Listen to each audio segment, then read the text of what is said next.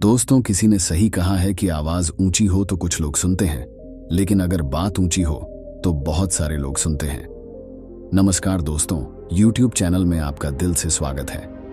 एक छोटी सी कहानी। यह कहानी एक लड़के की 24 साल का लड़का जो सेठ के यहाँ पर नौकरी करता था। उसके माँ बाप इस दुनिया में नहीं थे। जिंदगी बड़ी परेशानी में चल रही थी। वह जाता था, रोजाना पैसे कमा करके घर आता था, ना बनाता था, खाता था, सो जाता था। एक दिन उसने देखा कि एक बूढ़ा फकीर अपनी पीठ पर 3 ठेले लेकर एक शहर से दूसरे शहर की ओर जा रहा था। वह काफी बूढ़े भी थे और काफी देर से वह यूं ही सफर कर रहे थे और आखिरकार कुछ दूर और सफर करने के बाद वह चलते चलते थक कर एक पेड़ के नीचे बैठ गए।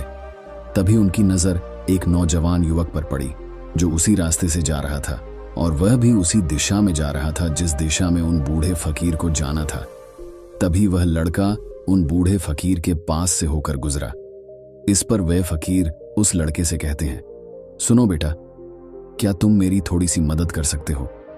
यह ठेला बहुत भारी है और मैं बूढ़ा हो चुका हूं। मैं ज्यादा समय तक इनका बोझ नहीं उठा सकता और मैं बहुत थक भी चुका हूं।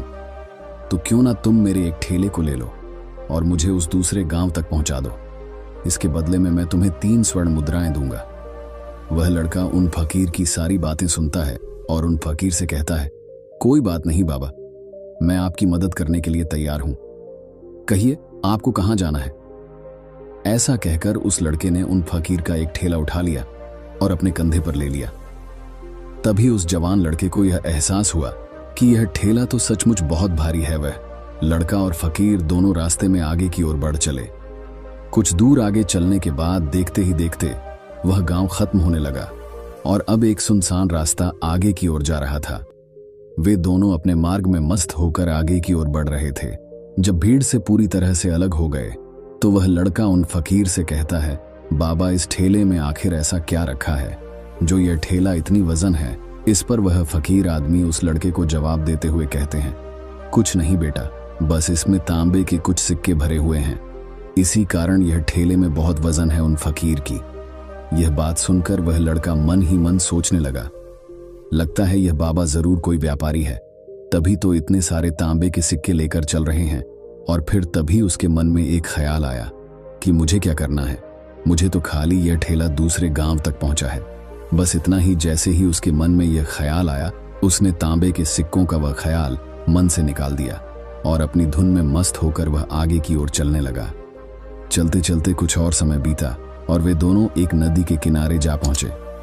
वह लड़का हट्टा कट्टा था और काफी चुस्त और तंदुरुस्त भी था, इसलिए वह बिना सोचे समझे उस नदी में उतर जाता है। किंतु वह फकीर अब भी किनारे पर ही खड़े थे। इस पर वह लड़का उन फकीर से कहता है, क्या हुआ बाबा, चलिए आइए, हमें यह नदी पार करनी होगी, तभी तो हम उस गांव तक पहुंच पाएंगे। इस पर वह फकीर उस लड़के से कहते हैं, मैं जानता हूं बेटा कि हमें यह नदी पार करनी होगी, लेकिन जैसा कि तुम जानते हो मैं अब बूढ़ा हो चुका हूं और 2-2 ठेले लेकर मैं यह नदी पार नहीं कर सकता। कहीं मेरा पांव फिसल गया तो क्या होगा? क्या तुम मेरी एक और गठरी ले सकते हो? मैं तुम्हें इसके बदले भी 3 स्वर्ण मुद्राएं दूंगा। इस पर वह लड़का मुस्कुराते हुए उन फकीर से कहता है, बाबा, आप मुझे शर्मिंदा कर रहे हैं। यदि आप मुझे स्वर्ण मुद्राएं ना भी दे तो भी मैं आपका कार्य अवश्य करूंगा। मैं आपको उस दूसरे गांव तक जरूर पहुंचाऊंगा। इस पर वह फकीर मुस्कुराते हुए उस लड़के से कहते हैं, बेटा, तुम तो बड़े ही भले इंसान लगते हो। इतना कहकर उन्होंने वह दूसरी गठरी भी उस लड़के को थमा दी। उस लड़के ने जब वह दूसरी गठरी अपने कंधे पर रखी तो वह गठरी भी उसे बहुत ज्यादा भारी लगी, लेकिन उसने वहां पर कुछ नहीं कहा। जैसे तैसे उन दोनों ने नदी पार की। नदी पार करने के बाद बातों बातों में ही उस लड़के ने उन फकीर से कहा, बाबा, आखिर इस दूसरी गठरी में क्या है? यह गठरी भी बहुत वजन है। इस पर वह फकीर उस लड़के को जवाब देते हुए कहते हैं, बेटा, इसमें चांदी के सिक्के हैं, इसी कारण यह गठरी भी बहुत वजन है। उन फकीर की ये सारी बातें सुनकर अब उस लड़के का दिमाग तेजी से काम करने लगा था। वह ये सोच रहा था कि एक ठेले में तांबे के सिक्के हैं और दूसरी में चांदी के। ऐसा प्रतीत होता है मानो ये फकीर बाबा कहीं दूर से आ रहे हैं और उन्होंने अपनी सारी जमीन जायदाद बेचकर यह सारे सिक्के इकट्ठे किए हैं, तभी तो वह इतना धन लेकर चल रहे हैं। लेकिन वह लड़का उन फकीर से कुछ नहीं कहता और वे दोनों चुपचाप मार्ग में आगे की ओर बढ़ते चले जाते हैं। कुछ दूर आगे बढ़ने के बाद एक बार फिर एक सुनसान राह आती है। उस सुनसान रास्ते को देखते ही उस लड़के के मन में तरह तरह के विचार उत्पन्न होने लगे।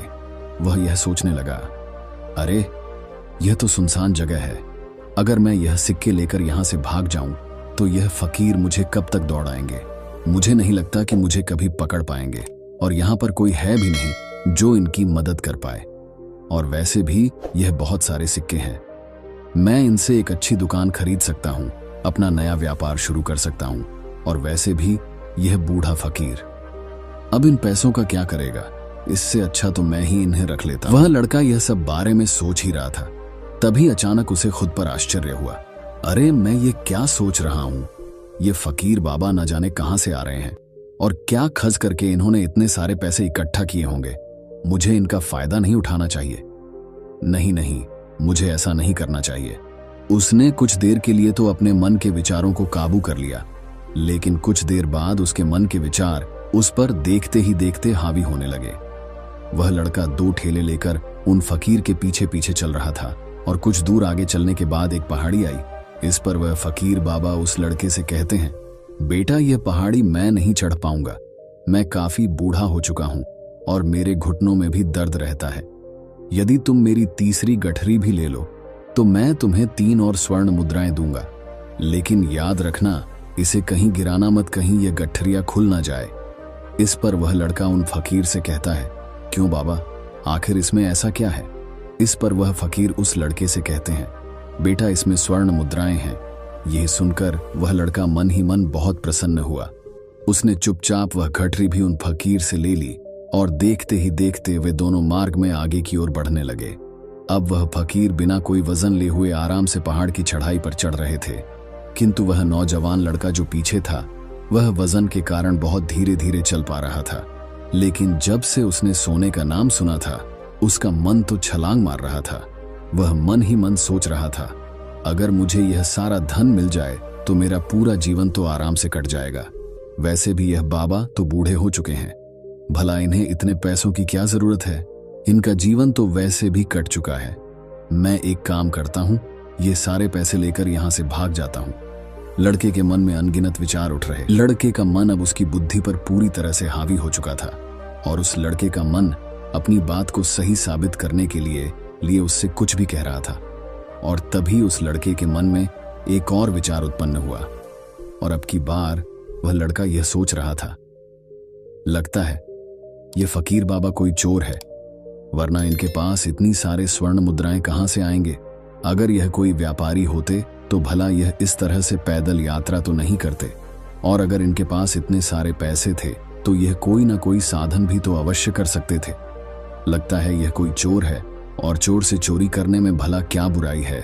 यह सोचता हुआ वह लड़का अब उन फकीर से तेजी से आगे की ओर बढ़ रहा था, और देखते देखते वह फकीर से आगे भी निकल चुका था। और वह यह सोच रहा था कि जैसे ही इस पहाड़ की ढलान आएगी मैं 3 गठरियां लेकर भाग जाऊंगा, इससे यह सारे पैसे मेरे हो जाएंगे और मेरी गरीबी भी हमेशा हमेशा के लिए दूर हो जाएगी।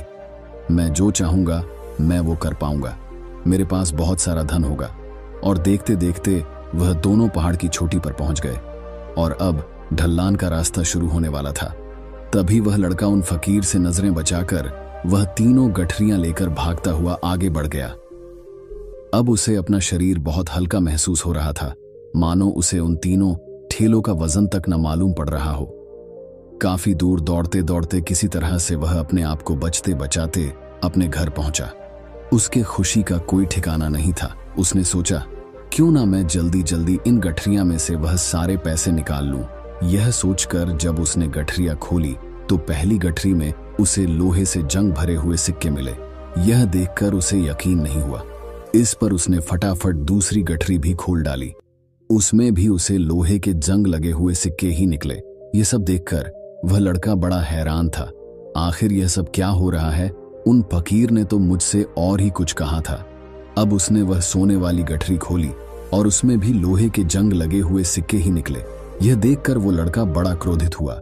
उसने सोचा, उन फकीर ने मुझसे झूठ क्यों कहा?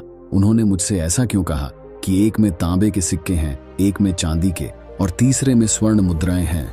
वह यह सब सोच ही रहा था कि तभी उसकी नजर उस थैले में पड़े एक पत्र पर पड़ी। उसने वह पत्र उठाया और उस पत्र में लिखा था, यह पूरा नाटक ईमानदार व्यक्ति की खोज करने के लिए रचा गया है और मैं इस राज्य का राजा हूं।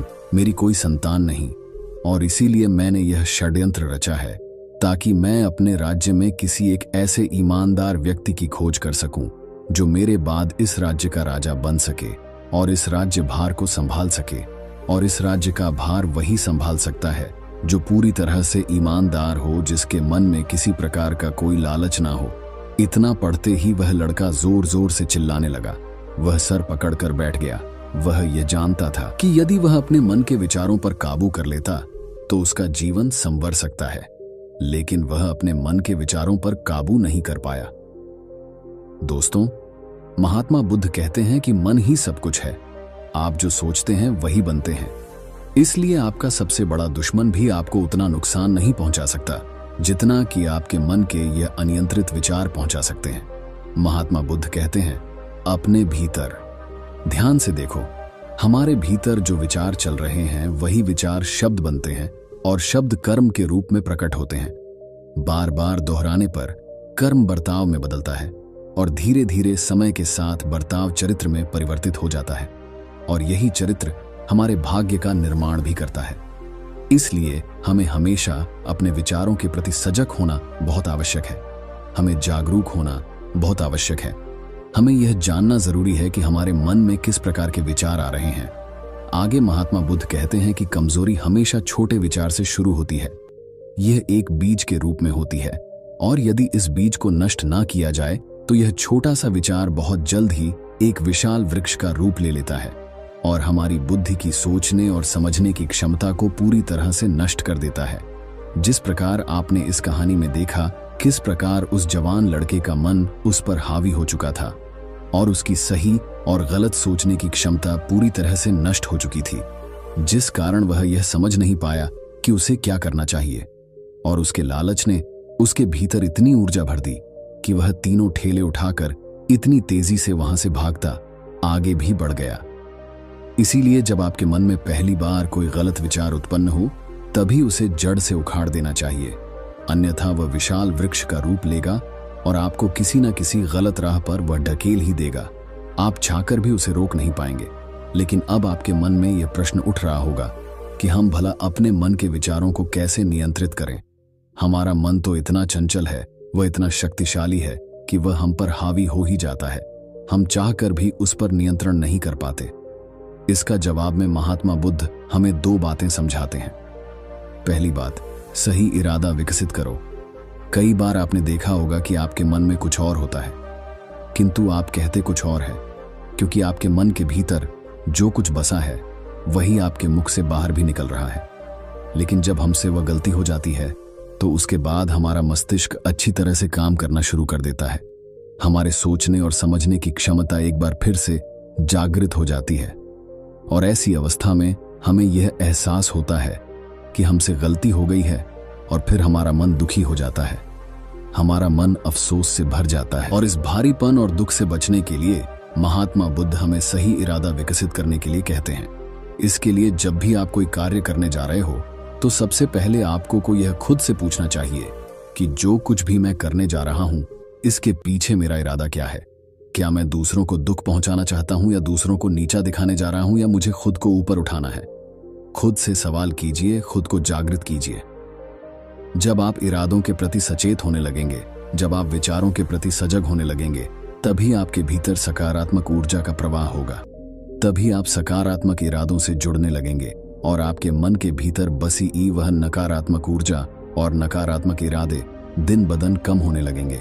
परंतु याद रहे, आपको यह हर रोज करना होगा और आपको यह हमेशा ध्यान रखना होगा कि आपको केवल अच्छा सोचना है। आपके इरादे हमेशा अच्छे होने चाहिए, तभी आप दुख और तकलीफों से बच सकते हैं। अन्यथा आप इसी तरह से दुख और तकलीफों में घिरे ही रहेंगे और आप कभी इससे निकल नहीं पाएंगे। दूसरी बात, मन के प्रति सजगता विकसित करो, जिससे आपका मन देखता देखते शांत होगा और आपके मन के भीतर बसी हुई वह नकारात्मक ऊर्जा, नकारात्मक विचार खत्म होने लगेंगे और आप शांति की ओर आगे बढ़ेंगे। और आपको इसके लिए बस इतना ही करना है कि इस पल में जो कुछ भी हो रहा है आपकी आंखों के सामने। आपके भीतर जो कुछ भी जैसा भी चल रहा है, बस उसे देखते रहना है। अपने मन के अच्छे बुरे विचार, अपनी भावनाएं और अपनी यादों पर बिना प्रतिक्रिया दिए उन्हें केवल देखते रहना है, जिससे आप मन के सारे विचार देखते ही देखते खत्म होने लगेंगे। आपका मन खाली होने लगेगा और आप नकारात्मक विचारों से ना सोच से बच सकते हैं और आप इन दुख और तकलीफों से भी दूर रह सकते हैं।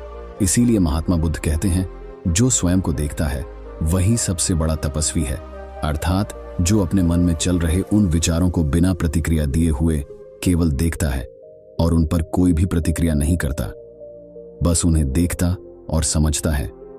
वास्तविकता में वही मन पर नियंत्रण भी कर सकता है और वही अपना जीवन सुखी और खुशहाली तौर पर जी सकता है। इसलिए यदि आप भी अपने जीवन को सुखी और खुशहाल बनाना चाहते हैं तो आपको सबसे पहले अपने मन पर नियंत्रण साधना ही होगा। अपने मन को खाली करना ही होगा। अपने मन के विचारों के प्रति आपको सजग होना ही होगा। दोस्तों, उम्मीद है कि आपने आज की इस वीडियो से जरूर कुछ ना कुछ सीखा होगा।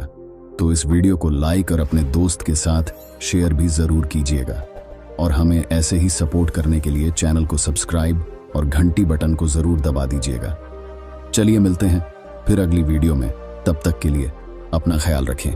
धन्यवाद और नमो बुद्धाय। मैं मिलूंगा आपको और वीडियो में। तब तक के लिए आप अपना ख्याल रखें। धन्यवाद दोस्तों, अपना कीमती समय देने के लिए।